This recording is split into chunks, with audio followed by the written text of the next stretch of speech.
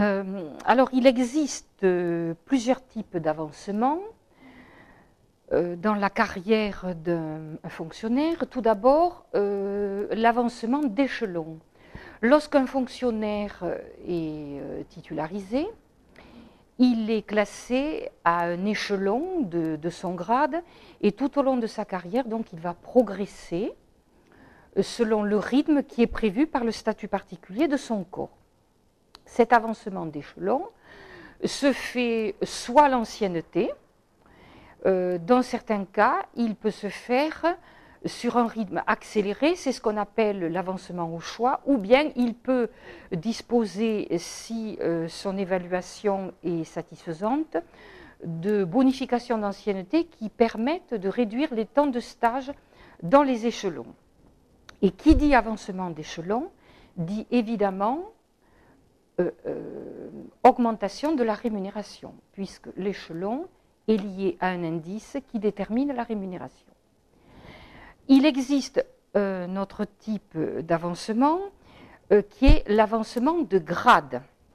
Alors, l'avancement de grade peut se faire au sein d'un même corps lorsqu'il y a plusieurs grades dans un même corps. Par exemple, une classe normale et une classe exceptionnelle, ou bien une classe normale et la classe principale. L'avancement entre les deux grades peut être assimilé en quelque sorte à un avancement d'échelon. Il y a des cas, pour certains corps de fonctionnaires, où cet avancement est automatique et se fera à l'ancienneté. Mais il y a des cas où il est lié à un examen professionnel, voire à un concours professionnel. Donc, dans le premier cas, on sera inscrit sur un tableau d'avancement, on satisfait à ce tableau et on passe au grade supérieur. Dans le second cas, on n'est pas sur un tableau d'avancement, mais on passe un concours.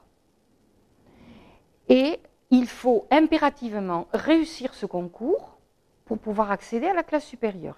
C'est le cas des attachés de l'administration de l'éducation nationale, quand ils sont au bout de la classe normale. Pour accéder à la classe des attachés principaux, ils sont obligés de passer un examen professionnel et il n'y a pas de tableau d'avancement dans ce cas-là. Et s'ils échouent, ils ne peuvent pas accéder au grade supérieur. Il y a enfin un troisième type d'avancement qui recoupe un peu le premier, mais c'est quelque chose de très complexe, qui est l'avancement par liste d'aptitudes. Alors l'avancement par liste d'aptitudes, on le retrouve dans le cadre d'un avancement à l'intérieur d'un corps, d'un grade à un autre, mais on le retrouve également d'un corps à un autre.